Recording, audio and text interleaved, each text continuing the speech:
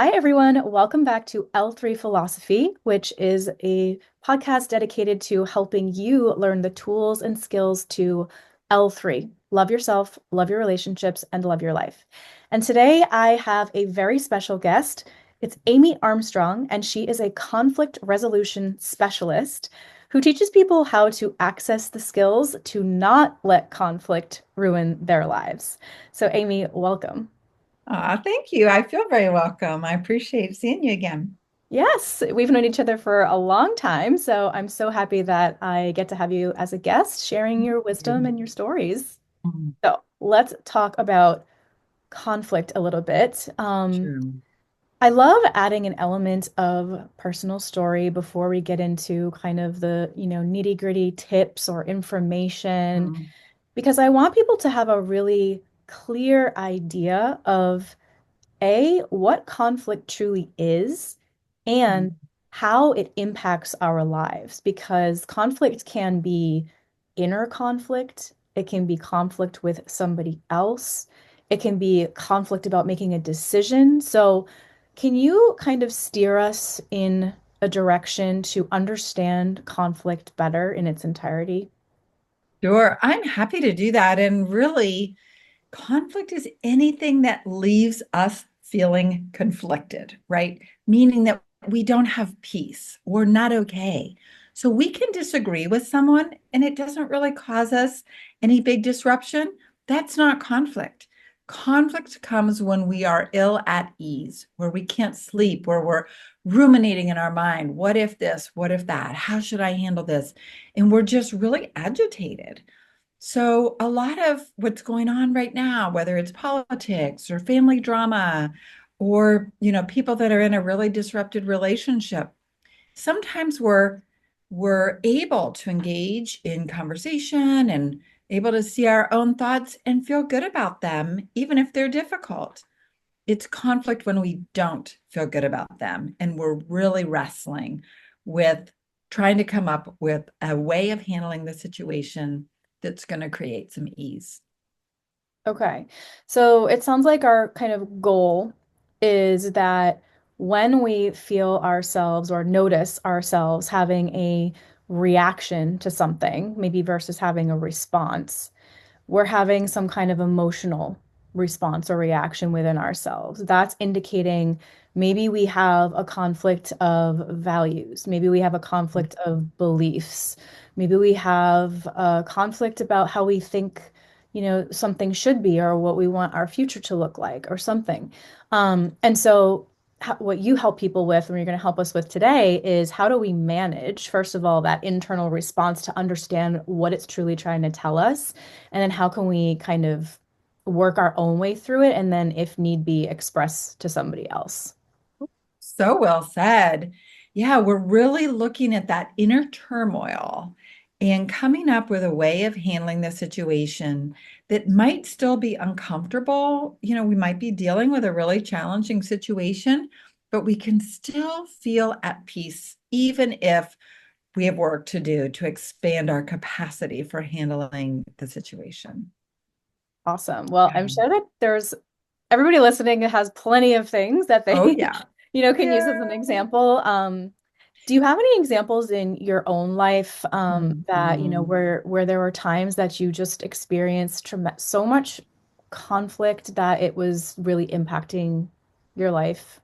Oh, not only my life, but my health. I was in a marriage for 25 years that I would say the entire time, I just did it all wrong. I erred on the side of being nice, being a people pleaser, and was literally in physical pain. And it never occurred to me that I had a problem with boundaries, that I had no boundaries.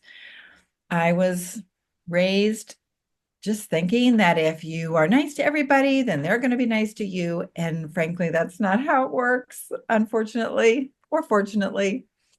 But the bottom line is I just was so afraid of telling the truth that I would orchestrate just trying to say the right thing to be included in a group of friends or to get along with my husband or to keep him from being critical of me that I didn't check in with myself to find out what was really authentic.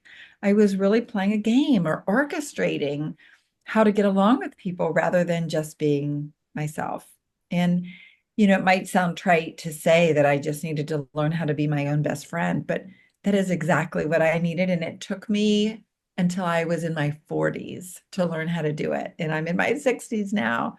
So I've really enjoyed these last couple of decades, but I missed a lot of enjoyment in my 20s and 30s trying to please a husband that would not be pleased. And finally learned the hard way that the only way to be satisfied with our life is to be radical truth tellers, even if it means not always saying what somebody wants us to hear, Which can or be, not always saying what we think they want to hear. yeah, which can be really, really challenging because when you Very. open yourself up to do that, you invite Mhm. potential rejection. And it does not feel good to be rejected or to cause conflict, having the feeling like, oh my God, someone's mad at me. So learning to be able to still show up Yeah, truthfully and authentically can be really challenging, especially if you might not really fully know yourself yet. When you said exactly. 20s and 30s, I would say most of us, we're definitely on a Yeah. discovery journey as we are our whole lives, but like especially in your 20s Mm. and 30s when you're trying to kind of figure things Right. out. But one thing I love that you said, if I could, before you go on, Mhm. I don't want us to gloss over it, is you said, the golden rule. It's like, oh, be nice to others and they will Right. be nice to you, which is a great kind of, motto to follow. And I wanted to highlight, you can still be Mhm. nice and set boundaries and be truthful, Right. right? Like you don't have to be a dick about it. That was actually my ticket to freedom was I had to create a model for setting boundaries for myself that I still felt like I could live out my values. Because honestly, Emmy, the people, the women in my life that set boundaries were total bitches. And I was like, I know I'm not that person. And so I kind of saw it as all or nothing. Either you set boundaries and were totally bitchy, or you just went along to get along and you were the nice girl. Mhm. And so I created a model that I now go around speaking about all the time because it is so powerful to be able to set boundaries that have to do with me. They're never putting anyone else down. So I Mhm. even call it pro me, not anti you. Mhm. And I think that's where a lot of people get it wrong is we feel like we're being critical of another person if we're setting a boundary. And that it doesn't have to sound like that at all. I love that because you Mhm. do hear that a lot. And sometimes it does Mhm. feel like, oh, I'm setting a boundary and it's almost like I'm telling you Right. what to do or I'm putting you in Exactly. place, right? Yeah. I'm I a loved your face when you said that. It's like, oh yeah, we're so yeah, close. like you're getting resolute and you're getting your strength and your power, but it's Yeah. not about being aggressive necessarily. It's just Mm. about like being strong in what you believe and the most important part, because as you know, I'm a breakup Mhm. and relationship coach, and so I try to kind of guide my clients into saying this is actually the best way that you can help your partner understand Mhm. how to love you and Mm. how to understand what is supportive and what is not supportive. So it's just Mhm. expressing. So if you're someone who thinks about boundaries as being like, putting up like this wall, Mhm. it's actually more about easeful communication where you're Mhm. both striving to listen and understand each other. Is that kind of more of the Well, approach you're I talking think about? that's it exactly. And I would love to have your listeners hear a very specific question that I want them to be able to ask themselves forever. Whenever something's not right and you have that feeling in your gut or your chest is tight or something is just not feeling right, and you feel like maybe you're doing more than, or you're giving more than you want, or you're not speaking up in the way you want, we can just ask ourselves, what am I willing and able to do right now? So let's say someone asks you, this happened to me just recently. Someone asked me to go out and listen to music that I like. I like going out. The venue was great, but the show wasn't going to start until 10:30, and I'm a little bit of an early bird. And so instead of saying no, or instead of saying I don't stay up that late, just to say, "Oh, I'll be your perfect person to ask when there's a 7:30 show." Or to just, say I'm a 7:30 show person is different than saying, no, I don't want to go that late. So Mhm. that might sound like a mild example, but a lot of people end up doing things that they don't want to do because you don't want to say no, because that causes conflict. So if we can claim what we are willing and able to do, it can set us free from that guilt or bad feelings about trying to say no. I had this example come up, and I'm kind of smiling because it's not a dating situation, but it's with my dad, who is elderly. And when his second wife died, he wanted me to do his grocery shopping. And I was like, no, I cannot add another trip to the grocery after work. And I just got a smile on my face. I said, Dad, I'm going to teach you how to use Instacart, and some nice person is going to bring you your groceries. And it was so fun to be able to say, I'm going to teach you how to use Instacart, rather than telling him, Dad, do not put another thing on my plate. I am not going to the grocery after work. And so just what can we say yes to that feels good, that feels energizing? Even if someone asks you out and you don't want to go out with them again, you can say, I'll keep an eye out for you on social media, or just what you will do, or, I'll be glad to check in again in a few months, is very different. Um, and it feels empowering to be able to claim something that you can say yes to, rather than feeling that resistance energy that end up feeling when you have to say no. So, what are you willing and able to do Mhm. lets you come up with statements that you can say to people, that is in your power, that is true, but still kind and respectful. Mhm. Yeah, and I love your example because with your dad, because it still has the energy of support and love. Yes. It's And just it was. through a Yeah. different medium. It's like I'm Yeah. not going to do your shopping for you, but I can teach you the skill. Like it's still giving your love and your time and your effort. And it's also empowering somebody else to help themselves. Right. And I knew that he didn't want to wait till I could get there after work anyway. We did it then, and he got what he needed at, 2:30 in the afternoon, instead of waiting for me. So it really was very much of a win. Yeah, and that very example reminds me of, romantic relationships or any relationship really, Mhm. because when you like unless somebody can kind of feel the impact of I'm going to call it a consequence, but like if they're not Mm. motivated to change their behavior in any way, then they're probably not going to. Yeah. So if you're just kind of passively people pleasing, they're definitely not going to change their behavior Mhm. towards you. Why But would they? Yeah. exactly, but by you, giving them an example, because I think a lot of times Mhm. people do want to do the right thing if they are given an opportunity or maybe a choice, but maybe somebody actually has no idea, what they should or shouldn't be doing to support Right. you. And so you're giving them an option. You're saying like, "Hey, you could do this." And that person might be like, "Okay."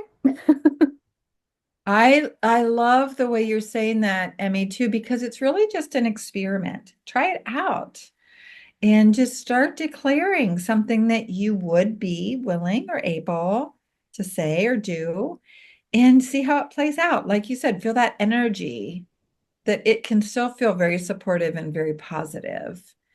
Um, it just takes a minute. It takes a hot minute for us to really think, what am I okay with right now? I had an example this morning. I had a project.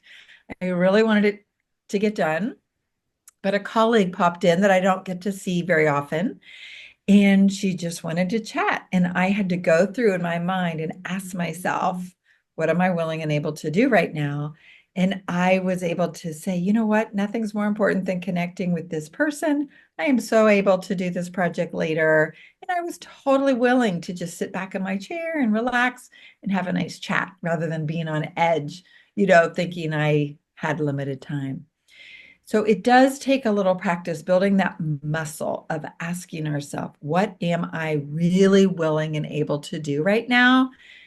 Meaning with an open heart, with a kindness, not that I'm going to resent, but what can I feel good about?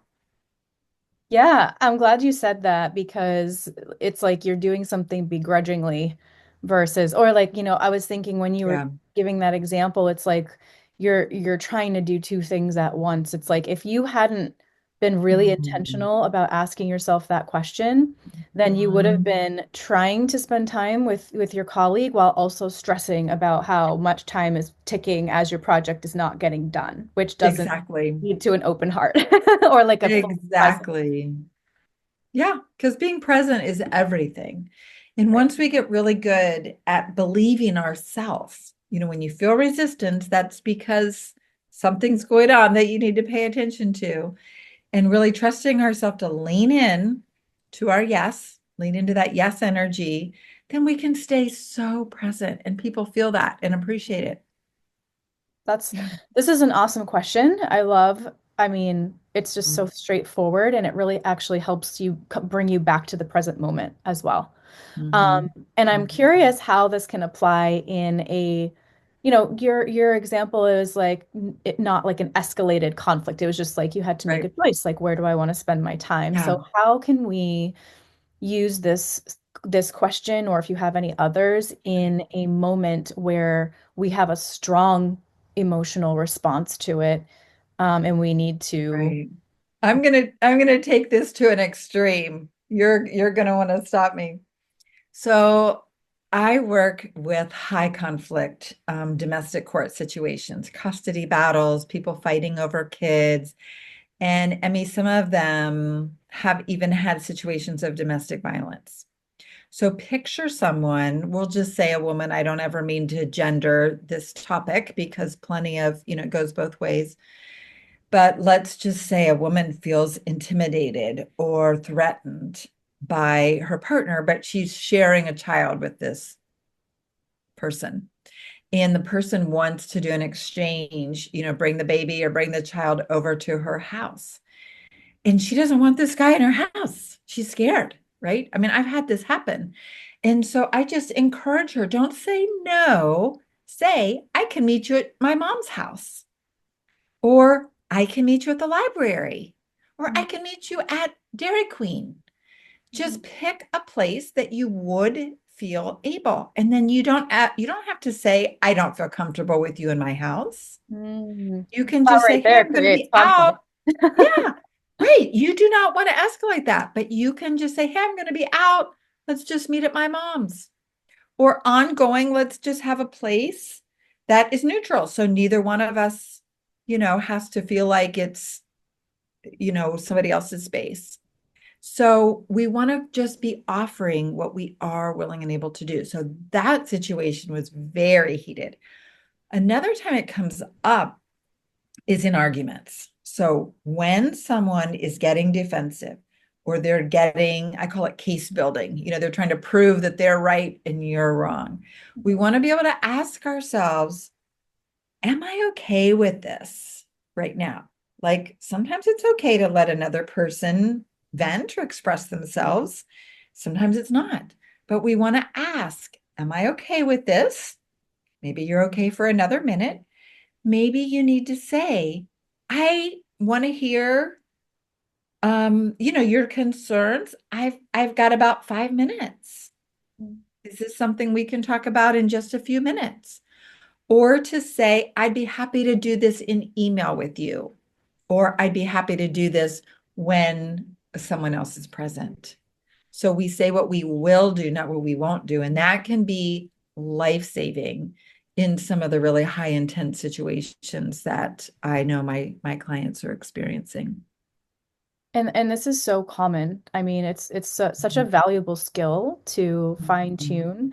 And I actually want to press you a little bit more on your first example because The I DV. know, I'm sorry.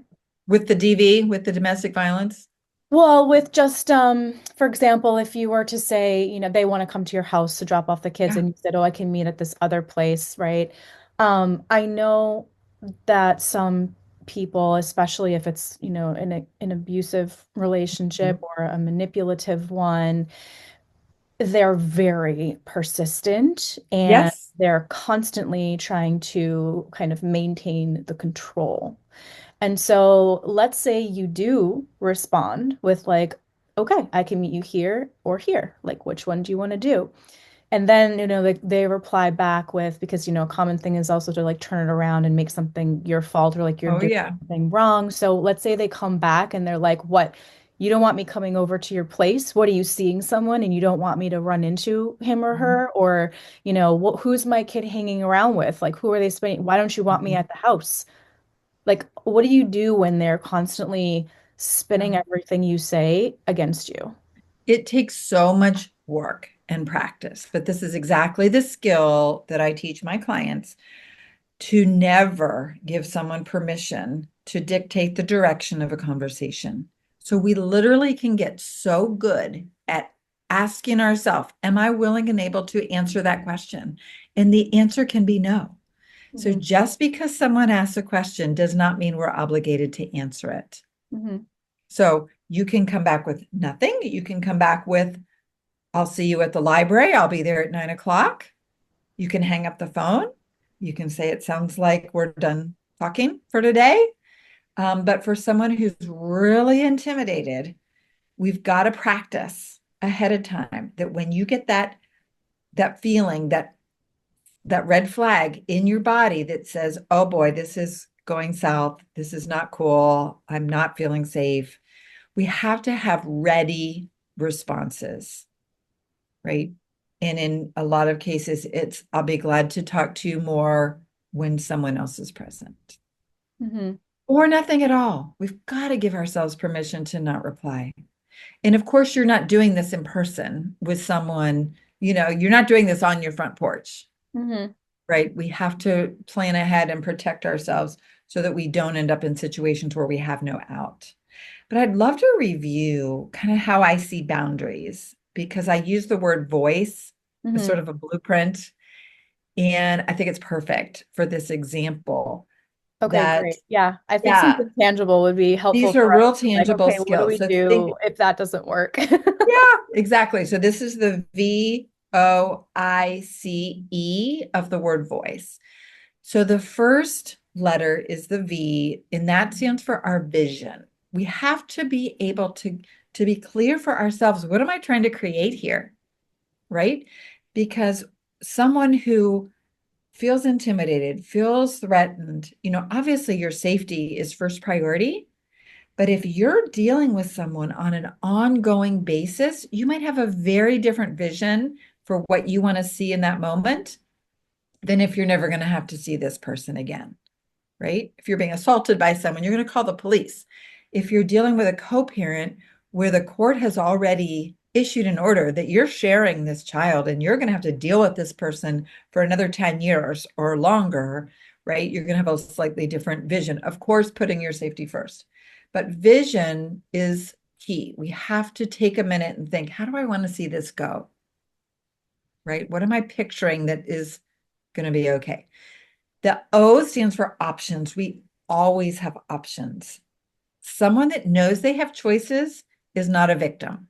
We're a victim if something has happened to us and we think we have no choice. That's a horrible feeling, right? Mhm. And so we want to start to consider our options, like the library, like my mom's house, like not exchanging the child, right? One option might be, sounds like we're not doing an exchange today. We can try again tomorrow, right? That's an option. I'm not saying I know that person's court case, but Mhm. we want to make sure we're always practicing considering different options.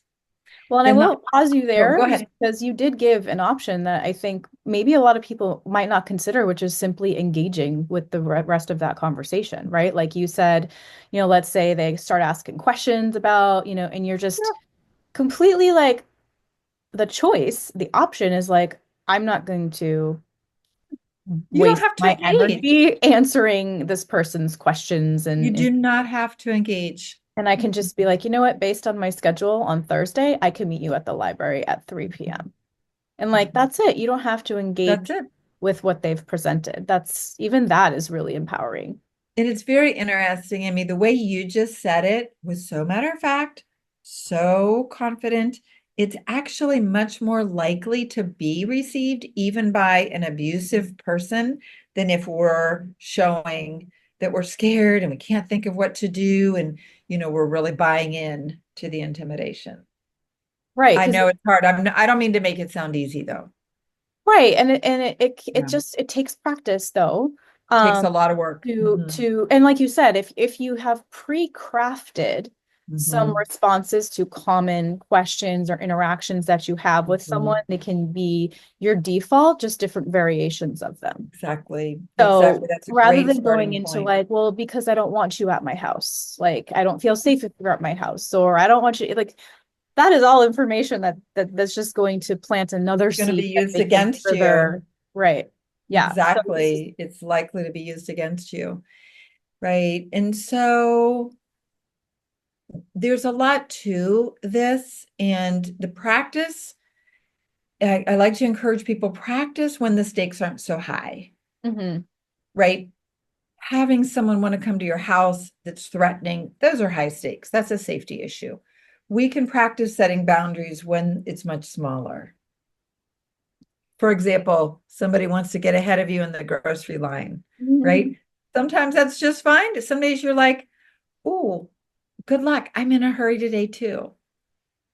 Mhm. And you're not going to let them get ahead of you in the grocery line. Those, I would say, is much lower stakes, but it's a good time to practice being kind, being respectful, but still saying what you're willing and able to do, which you don't have to let somebody go ahead of you in the line. I love that. So, yeah. That So is going on with the O in, excuse me, we did the V, we did the O. The I is about influence. And this is where a lot of people get in trouble, Emmy, because we try to change something that is not ours to change. We try to tell someone how to act or tell them you can't talk to me that way. That's not in ours to control. We don't have influence. So the I is for influence. We have to look at what can I influence? And we want to stay only setting boundaries on the things that are truly ours to set, like where we're doing our exchange or what time we're meeting or whether we're going for coffee or ice cream, right? We have to only look at the things that we truly have influence over. I literally, right before we started this call, I had a mom whose son got sick at school. Dad won't attend to the child. And she's wondering, what do I do? My child needs to go to the doctor and his dad won't take him. Well, she knows that in her very, very high conflict parenting plan, if she were to do anything with the son on his time, it would have really bad consequences for her. Sadly, of course, it shouldn't be that way. And she was able to find someone else at the school to intervene so that she could stay out of it. But her influence was not with her ex. Her influence was that she could call for some other supportive people at school to get involved in the situation and either make sure her son was okay or to call 911. But Mhm. even isn't that sad that she couldn't even call 911 for her son? Right. So that's the I's influence. Then the C has to do with a commitment. Don't ever set a boundary that you can't commit to. So Mhm. if you say, I'll meet you at the library at 3 o'clock, you can't let them talk you down to coming to your house now. Mhm. Mhm. Don't say, I'll meet you at the library at 3 o'clock unless you're willing to commit to it. And again, with practice, we can literally read the signs in our body and know where we have enough energy to stand up to what we're expecting, what we're declaring as our boundary. But you hear it all the time, people saying, I'm never talking to you again, or don't ever call me again, or, Mhm. saying things that it's like, really, you can't commit to that. So let's leave Right. that drama out of it and really be thinking thoughtfully about what we can hold, what line we can hold. And then And E is my favorite because that's our measuring stick, and that's empowerment. And that's where we literally check in with our body and notice, do I feel more energy, more empowerment in my being with this boundary? Because as we're learning to set boundaries, we might get it wrong. We're going to experiment and try on different ways of speaking up and different boundaries that we, just need to learn what works and what doesn't. And so the E in the voice really has to do with checking in to see if that particular boundary, that vision, that option, that influence, and that commitment, V.O.I.C.E, leaves us feeling with that E of empowerment. Hmm. Yeah, and it also kind of links up to um getting familiar with your body and the responses that it Mhm, has for mhm. you as you're going through this process. But also having a willingness to experience Oh, yeah. discomfort and even extreme discomfort in some cases while you're learning the skill of expressing your Mhm, boundary.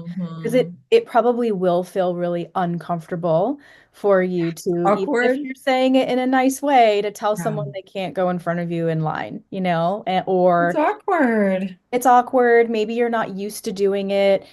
Some people are like, I have no problem doing that. And that's great. Maybe you can work on, fine-tuning your expression so that it is, more receivable or, not Sure. going to cause somebody's barriers to go up or cause them to Right. inflame, therefore escalating I situations. I like what you're saying because we do want to be sensitive that we're not asserting ourselves in a way that unnecessarily makes others struggle. But at the same time, we also have to learn to tolerate that feeling of not being liked. Right. I And agree. I know that's tough because we're social creatures. Biologically, we need to be part of a group. We like belonging. That's a big need. But we really can learn to have the courage to be authentic, even if it means being disliked.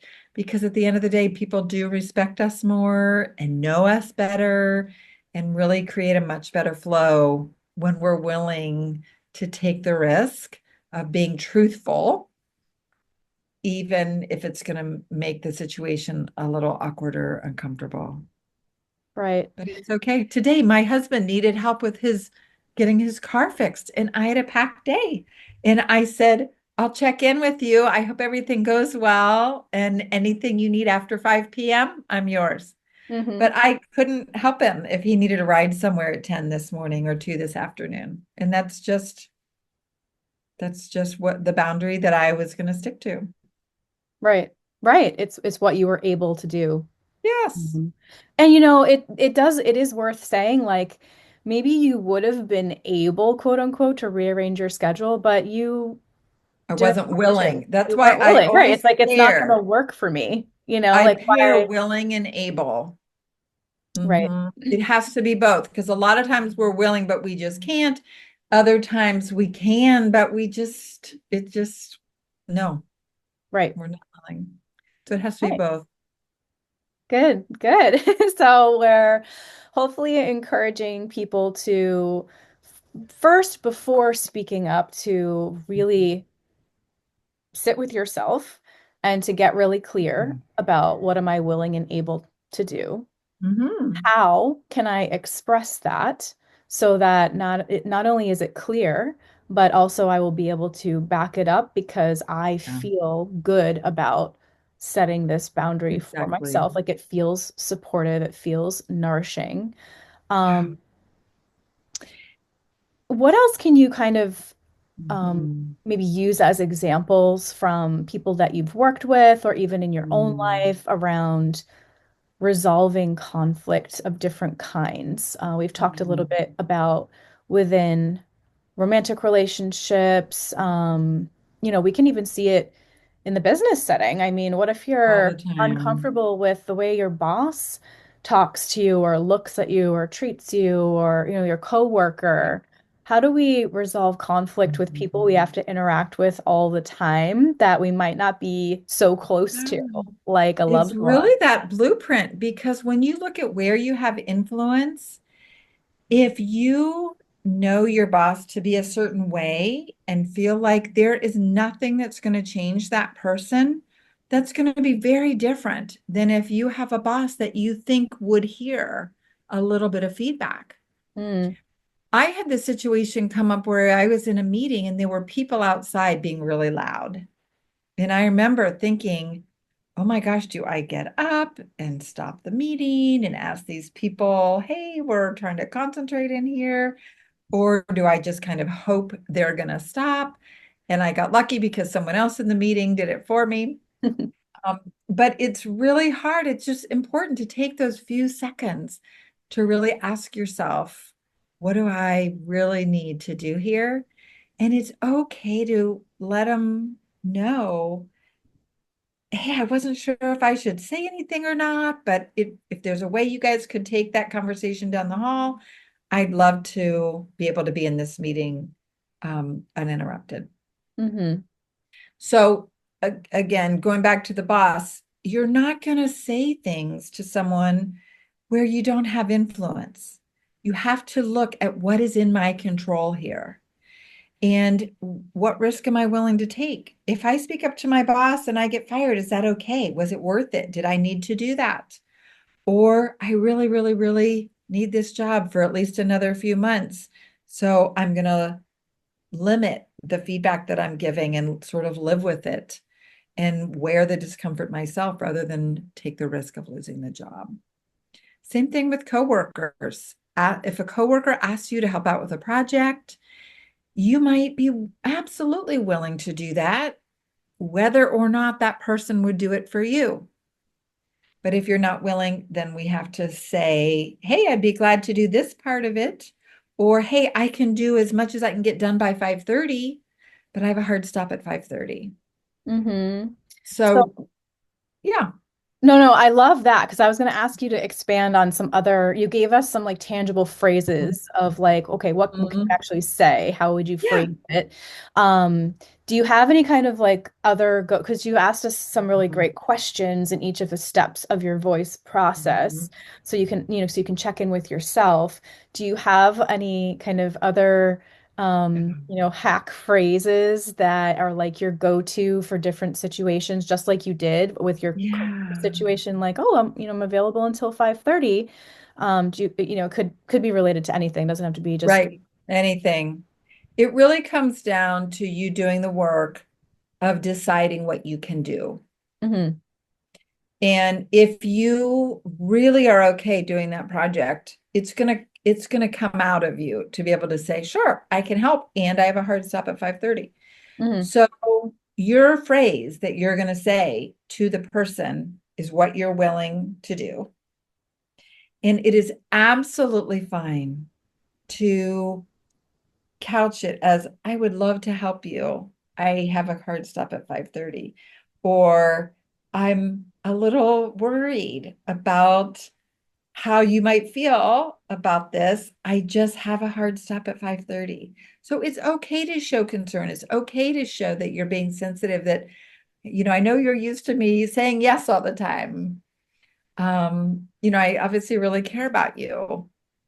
So it's okay even to say, I'm learning to experiment with boundaries a little bit. And this might sound a little awkward. I just am going to really hold to having a hard stop at 5:30. mm So you can be honest that, hey, I'm not sure how this is going to go over, or that I'm not really sure this is okay. And this is where I am right now. And it just invites conversation, warmth, connection. Um, and it's that person may get frustrated and mad at you. And then you will come back and say, I really didn't, I was hoping we could work it out so that I could help and still get out the door by 5:30. hmm I think that is a really important piece of the whole pie. If it's not like a, Mhm. person who's you're fighting with every week for your kids, like, Right. I mean, which could help, who knows? But in general, if it's kind of like your everyday interactions, I think introducing that compassion piece Yeah. is actually really helping to show your humanity in how you Mhm. came to make your decision. You know, because if you were to just be like, Yeah. no, I can't do that project, I'm leaving at 5:30. Like that might It could sound not that rude. you need to always worry about what other people think of you, but there's Mm. just, we're saying that there's other ways to phrase things that can invite receptivity versus closing someone off and being like, wow, that person's kind of a, brash or whatnot. Back Um, to that bitchiness. Yeah. yeah, yeah. And I think that's the whole idea, right? Is that we're trying to, the We still whole want to be way to kind and resolve helpful conflict people. is to open up the lines of communication and understanding, right? Exactly. I don't know if you know the speaker Lisa Nichols, but I can quote her. She calls it a care frontation, where you say, "Hey, I really care about our relationship. I have this thing I'd love to share with you. And I just want to make sure that it can be a conversation." So, you're really showing that you care, sort of sandwiching your sentiment in between your ask or your boundary. So that, yeah, it's not all or nothing where you either only care about yourself or you only care about everybody else. Yeah. Yeah. And I think that's a perfect kind of way for us Mhm. to segue into, relating this back to the theme of the podcast L3. I always start with Mhm. love yourself as like the first Mhm. thing that ripples out into the other two. So we've been talking a lot about interactions with other people and how that's going to make them feel or you feel in the moment. Mhm. But I think it's really important for us to acknowledge when, and you've alluded to this already, is that when you do start to place boundaries, it's the E, you're empowering yourself. And so that is actually going to contribute to your own self-worth over time, the more you practice it. Because what happens to people pleasers? Like you spread yourself so Get thin stepped that on. all of a sudden it's like you feel like you don't really have a lot of value because you're doing everything for everyone. No one values Mhm. your time, your effort, your energy, or maybe they value but they don't acknowledge it, right? Right. Versus when you have the practice of really, like you said, knowing what works for you, what doesn't, you're actually feeding, you're nurturing yourself. You're demonstrating self-care. That's a form of self-care, which then increases your own self-value, self-worth, It's self-love. just so ironic because it's contagious. The more we care for ourselves, the more people will see us as someone to care for. Right. Right, Mhm. exactly. Yeah. Mhm. And so then in the last kind of ripple, that the third L, love your life. I mean, what role would you say having conflict resolution skills plays Mm. in having a Oh. life you love? I measure my life in ease. When we just want things to not be so high stress and so high tension. And when we get good at these skills, it just creates so much ease in the day, and we can have fun and focus on what we do for fun and play rather than so much worrying and anxiety about our relationships. Mm. Or making decisions, right? Mhm. Oh my. Yeah, I mean, the people I see are just in knots trying to figure out how to get their needs met, how to get their kids' needs met, how to quit spending so much money on attorneys, how to get out of court. And they're just miserable. They're not sleeping, they're gaining weight, they're just in knots, not able to attend to their work, not really present for anyone.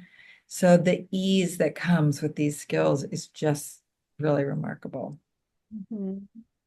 Yeah. Absolutely. And just like any skill, learning how to dribble a basketball, learning how to ride a bike, learning, anything new in school, it takes a lot of practice and it might be really hard at first. It might feel like, I don't know if I can ever Mhm. get the hang of this. But the more you do it, the more you experiment with it, I think is an important thing coming out of this conversation is that, the way that you phrase something might not feel aligned with how I might phrase something. So experiment with it, right? I That's love where that. you get like the pre-consideration. Okay, if I find myself in this situation, what responses might I have in my pocket that feel I love aligned it. with who I am, but are still demonstrating a clear boundary? Yeah, so good. Yeah. So I know that you have a free gift for anybody who's listening, and it has to do with what we discussed today. Would you like to share So I've with? got the whole blueprint spelled out for folks. I'd love to share it with them. And for anybody that wants help with conflict resolution, they can check out my website at the Center for Family Resolution.com. I have a TikTok handle for high conflict co-parents called Amy Armstrong Conflict Free. And I'd love to share with your guests this voice boundary blueprint. Awesome. That'll be a really great kind of 5 steps to remember. And just, yeah, review as much as possible. Awesome. Well, Amy, thank you so much for being with us today. And I really appreciate you sharing these super valuable skills for whoever you are in life and whatever you're dealing with. It's applicable to You're everybody. so welcome. Thank you so much for having me. Yeah, absolutely. And for everybody watching and listening, it is my pleasure to believe in you and your gifts that you bring here. So I hope that you tune in next time, and we'll see you soon.